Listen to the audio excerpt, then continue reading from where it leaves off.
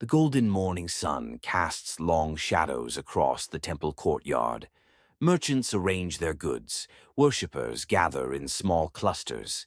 Birds chirp, and the murmur of voices fills the air. In the midst of it all, Jesus, a calm yet commanding presence, sits surrounded by a group of people, teaching. His gaze is full of wisdom, his voice steady and clear. The truth will set you free. His words ripple through the crowd, their eyes fixed on him. Suddenly, a commotion erupts at the temple entrance. Loud voices, heavy footsteps. The people turn their heads as a group of Pharisees and scribes push their way forward, dragging a disheveled woman with them. The woman, Mary, stumbles forward. Her hair is loose, her face streaked with dust and tears. She clutches the fabric of her robe, her entire body trembling. The crowd parts, whispering. The Pharisees shove Mary to the ground before Jesus, forming a semicircle around him. A Pharisee, Caiaphas, steps forward, his voice sharp, laced with authority. Teacher, what is your judgment? The other Pharisees nod, their faces stern, self-righteous. The law of Moses commands us to stone such women. Mary flinches at the words, squeezing her eyes shut. Her hands dig into the dust beneath her. What do you say? The crowd holds its breath. The trap is set. A beat. Jesus does not speak. His eyes sweep over the crowd, over the Pharisees, over Mary. Then, without a word, he stoops down. The whispers grow louder. What is he doing? Jesus' fingers trace the dust. His movements are slow, deliberate.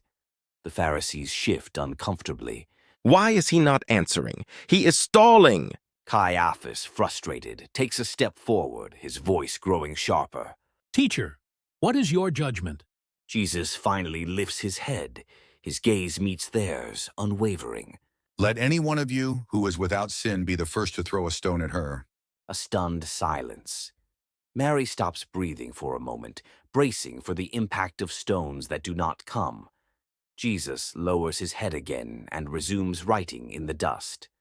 One by one, the Pharisees look at each other. Their expressions shift, from self-righteousness to discomfort. The oldest among them, a bearded man named Eleazar, furrows his brow. His fingers tighten around the stone in his hand, but then his shoulders sag. His grip loosens. The stone falls to the ground with a dull thud. Another stone drops, then another. The younger Pharisees hesitate, their hands clenched, but they too drop their stones. Soon the accusers turn away, disappearing into the crowd, their robes billowing behind them. The last stone falls, a single heartbeat of silence. Mary slowly opens her eyes. She lifts her head, barely daring to hope. The courtyard is empty of her accusers. The men who had condemned her are gone. Jesus finally straightens up, turning his gaze to Mary. Software kind, full of grace. She cowers slightly, unable to meet his eyes. Woman, where are they? Mary looks around, her lips trembling. There is no one, Lord. Jesus nods, a small smile at the corners of his lips. Then neither do I condemn you. Mary's breath catches in her throat. She searches his face as if trying to understand why. Go now and leave your life of sin. Tears well up in her eyes. For the first time, her shoulders lighten. Her hands, once clenched, relax. She nods, swallows hard, and then she rises. With a final glance at Jesus, she turns and walks away, disappearing into the streets of Jerusalem. Jesus watches her go. His expression is thoughtful, yet peaceful. He turns back to the crowd still watching, awestruck.